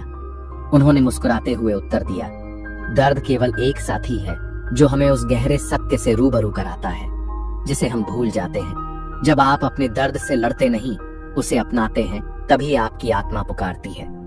अनिरुद्ध के शब्दों में वह सच्चाई थी जो लोगों के दिलों को छू जाती थी। एक दिन गांव में एक बड़ी सभा हुई जहां लोगों ने अनिरुद्ध से अपने प्रश्न पूछे। उनमें से एक युवती आई जिसकी आंखों में गहरा अकेलापन था। उसने पूछा, सर, मैं हमेशा अपने आप को इस भीड़ में अकेला महसूस करती हूँ। मेरा दर्द भी इतना भारी है कि उससे बाहर निकलने का कोई रास्ता नहीं दिखता। अनिरुद्ध ने गहरी सांस ली और बोले, यह तुम्हारा दर्द नहीं, तुम्हारी पहचान है। जब तुम्हें अपने दर्द को समझने का साहस होगा, तभी तुम जान पाओगी कि वह दर्द तुम्हें कमजोर करने के लिए नहीं, बल्कि तुम्हें मजबूत बनाने के लिए है। उस दिन सभा में उपस्थित हर व्यक्ति के मन में एक नई उमंग की लहर दौड़ गई। अनिरुद्ध ने बताया कि कैसे उन्होंने अपने अकेलेपन को स्वीकार किया और उससे सीख ली। उन्होंने कहा, अकेलापन तब महसूस होता है जब हम दूसरों के शोर में अपने आप को खो देते हैं। जब हम चुप होकर अपने भीतर झांकते हैं, तभी हमें उस खुद की पहचान होती है जिसे हम शायद ही कभी समझ पाते हैं। उनकी बातों में इतनी गहराई और सरलता थी कि हर किसी के दिल पर एक अमिट छाप छोड़ गई। अनिरुद्ध की शिक्षा में एक दिनचर्या थी। हर सुबह वे सूर्योदय के साथ एकांत में बैठते, अपने मन की आवाज सुनते और फिर धीरे धीरे जीवन के नए प्रश्नों का सामना करते। वे जानते थे कि अकेलापन और दर्द दोनों ही उनके शिक्षक थे और हर दर्द के पीछे एक नई सीख छुपी थी। उन्होंने अपने अनुभवों से यह संदेश दिया कि हम चाहे कितनी भीड़ में हो, असली संपर्क तो अपने आप से ही होता है। यही अकेलापन हमें अपनी आत्मा से जोड़ता है, जिससे हम अपने भीतर की अशांति को शांति में बदल सकते हैं। कई वर्षों तक अनिरुद्ध ने यह साधना जारी रखी। उनके अनुभव और उनके शब्द धीरे धीरे एक पुस्तक की तरह जमते गए, जिसे पीढ़ी दर पीढ़ी आने वाली पीढ़ियां भी आत्मचिंतन में लीन हो गईं।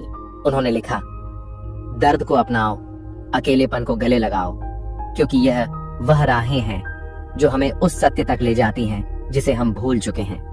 उनके लेखों में दर्द को एक साथी की तरह देखा गया था, जो हर चोट के साथ हमें भीतर से मजबूत बनाता है।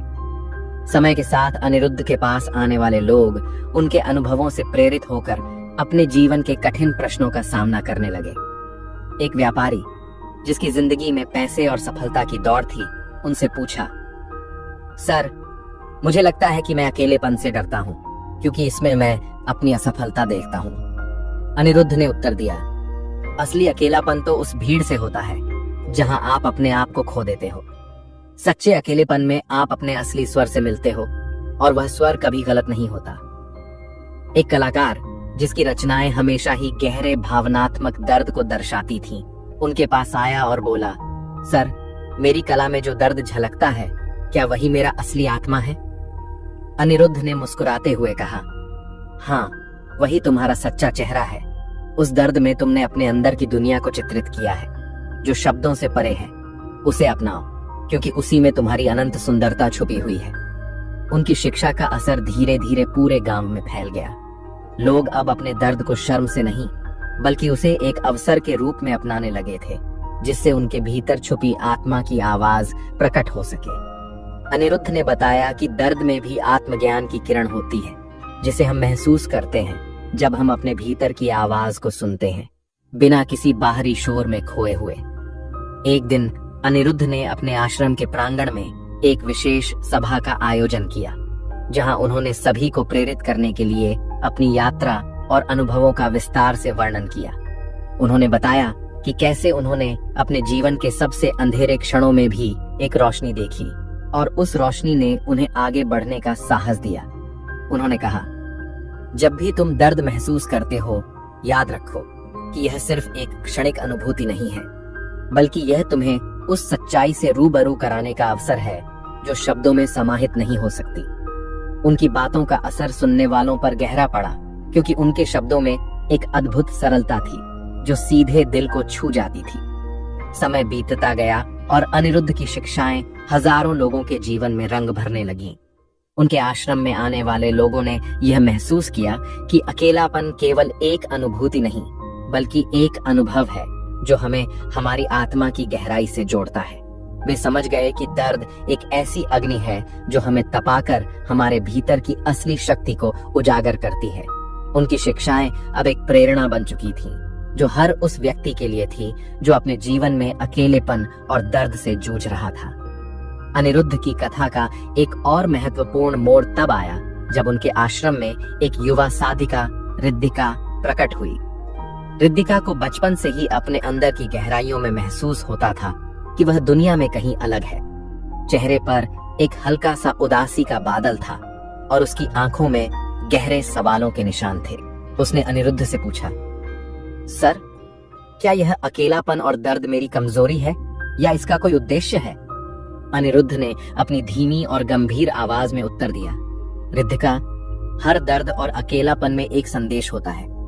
यदि तुम उसे समझोगी तो तुम पाएगी कि यही तुम्हारी सबसे बड़ी ताकत है। ये तुम्हें उस गहरी आत्मा से जोड़ता है जिसे तुम भूल जाती हो। रिद्धिका ने अनिरुद्ध की बातों को ध्यान से सुना और धीरे धीरे अपने भीतर की शांति की खोज में लग गई। उसने उन शब्दों को अपने जीवन का मंत्र बना लिया। उसकी साधना और तपस्या की कहानियां गांव में फैल गईं और उसने भी उन लोगों का मार्गदर्शन शुरू किया जो अपने अकेलेपन और दर्द में उलझे हुए थे। उसकी हर एक शिक्षा में अनिरुद्ध की छाया थी, लेकिन उसमें एक नई चमक भी थी जिसने लोगों के दिल में उम्मीद की किरण जगा दी। अनिरुद्ध और रिद्धिका दोनों ने मिलकर यह सिद्ध किया कि जब इंसान अपने अंदर की मौन आवाज को सुन लेता है, तो वह अपने जीवन के हर दर्द को खुद में समा लेता है और उस दर्द को प्रेरणा में बदल देता है। उन्होंने बताया कि हमारी असली पहचान उन संघर्षों में होती है जिन्हें हम अपनाते हैं और उन अनुभवों में होती है जिन्हें हम समझते हैं। उनकी शिक्षाओं के बाद गांव के हर व्यक्ति ने अपने जीवन को एक नए नजरिए से देखा। किसी ने अब अपनी असफलताओं से डरना बंद कर दिया, तो किसी ने अपने दर्द को अपनी रचनात्मक शक्ति में बदल दिया। अनिरुद्ध और रिद्धिका की कहानियां लोगों के लिए केवल कहानी नहीं, बल्कि एक रहस्य उद्घाटन बन गई। उन्होंने सिखाया कि दर्द के उस अंधेरे में भी प्रकाश की एक झलक हमेशा मौजूद रहती है। बस जरूरत है तो उसे महसूस करने की और समझने की। समय के साथ अनिरुद्ध के आश्रम में आने वाले लोग अपनी अपनी कठिनाइयों को लेकर आते और वहां के शांत वातावरण में बैठकर अपने भीतर के उस मौन को सुनते, जिससे उन्हें उनके जीवन के अनसुलझे प्रश्नों के उत्तर मिलते। उन्होंने जाना कि अकेलापन और दर्द का सामना करना कोई शर्म की बात नहीं है, बल्कि यह उनके भीतर की असली ताकत को उजागर करता है। बिना शोर शराबे के, बिना किसी दिखावे के, वे उस मौन में अपना अस्तित्व खोज लेते थे, जिसे शब्दों में बयान करना लगभग असंभव होता था। एक बार जब अनिरुद्ध ने देखा कि गांव के लोग अब अपने दर्द से निपटना सीख गए हैं, तो उन्होंने महसूस किया कि उनकी यात्रा और शिक्षा ने उस समुदाय को एक नई दिशा दी है। अनिरुद्ध ने एक बार फिर अपने अनुभवों को एकत्र किया और एक विस्तृत प्रवचन दिया, उन्होंने कहा, हमारे जीवन में जो अकेलापन है वह केवल बाहरी दुनिया से अलगाव नहीं, बल्कि आत्मा की उस वास्तविकता का प्रतिबिंब है जिसे हम अक्सर भूल जाते हैं। दर्द वही है जो हमें भीतर तक झांकने का अवसर देता है और उसमें छुपा हर संदेश तुम्हें बतलाता है कि तुम क्या हो और तुम्हारा असली उद्देश्य क्या है। उनकी बातों में एक गहरी सरलता थी जिसने हर व्यक्ति के दिल के तार छेड़ दिए। अनिरुद्ध ने बताया कि कैसे उन्होंने अपने अकेलेपन को अपनाया, उसे अपनी साधना का हिस्सा बनाया और अंततः उस मौन से मिलकर अपने आप को समझा। जो दर्द हमें भीतर से तोड़ता है वह अंततः हमें जोड़ता भी है, उन्होंने कहा। इसलिए जब तुम अपने आप से मिलने का साहस जुटाओ तो हर दर्द, हर अकेलापन तुम्हें एक नई दिशा दिखाता है। रिद्धिका के साथ मिलकर अनिरुद्ध ने एक ऐसी पाठशाला की स्थापना की जहां लोग अपने भीतर की आवाज, अपने दर्द और अकेलेपन से टकराते हुए भी शांति और संतुलन की खोज करते थे। वहां हर व्यक्ति को सिखाया जाता था कि कैसे अपने अंदर झांककर उस मौन को सुने जो तुम्हें बता देगा कि चुप रहकर जो सुना वही असली उत्तर था। गांव के बाहर धीरे धीरे मुट्ठियां बढ़ने लगीं और अनिरुद्ध की शिक्षाएं दूर दूर तक फैल गईं। आने वाले समय में उनके आश्रम में आने वाले हर व्यक्ति ने यह महसूस किया कि दर्द और अकेलापन केवल उनकी कमजोरियां नहीं, बल्कि वह अनुभव है जो उन्हें आगे बढ़ने की प्रेरणा देते हैं। इस तरह अनिरुद्ध की कथा एक अनंत यात्रा बन गई, जहां हर मोड़ पर नए सवाल, नए जवाब और नई आशा की किरणें उभरती रहीं। जिन्होंने अपने दर्द को स्वीकार किया, उन्होंने अपने भीतर की उस अनोखी आवाज को सुना और अंततः उन्होंने जीवन के सबसे महत्वपूर्ण सत्य को समझ लिया। सच्ची ताकत अपने अंदर छिपी हुई होती है और वह केवल उसी मौन में प्रकट होती है जब हम खुद को समझने का साहस जुटाते हैं। आज भी उस आश्रम की दीवारों पर अनिरुद्ध और रिद्धिका की शिक्षाओं के शब्द अंकित हैं, शब्द जो आने वाले हर व्यक्ति को याद दिलाते हैं कि अकेलापन और दर्द केवल प्रतिकूल अनुभव नहीं है, बल्कि वे हमारी आत्मा को जागृत करने वाले दीपस्तंभ हैं। जब भी किसी को जीवन में उदासी, अकेलापन या दर्द का सामना करना पड़ता है, वे वहां आते हैं और उस मौन को सुनते हैं जो सभी हलचल से परे एक अजय सत्य कहता है। इस सत्य में उनकी असली पहचान छिपी होती है और यही पहचान उन्हें जीवन के संघर्षों से लड़ने की शक्ति देती है। इस यात्रा में अनिरुद्ध ने हमें यह सिखाया कि हम अपने दर्द से लड़ने के बजाय उसे गले लगाएं, क्योंकि उसमें वह अनमोल अनुभव छुपा है जो हमें हमारे सच्चे अस्तित्व से मिलवाता है। जब हम चुप रहकर अपने अंदर की आवाज सुनते हैं तो हमें अपने दर्द की जड़ भी समझ आती है और वह समझ हमें आगे बढ़ने की प्रेरणा प्रदान करती है। अगर आपको यह कहानी पसंद आई हो तो कृपया लाइक, कमेंट और सब्सक्राइब करें। आपकी प्रतिक्रिया हमें और भी प्रेरित करती है।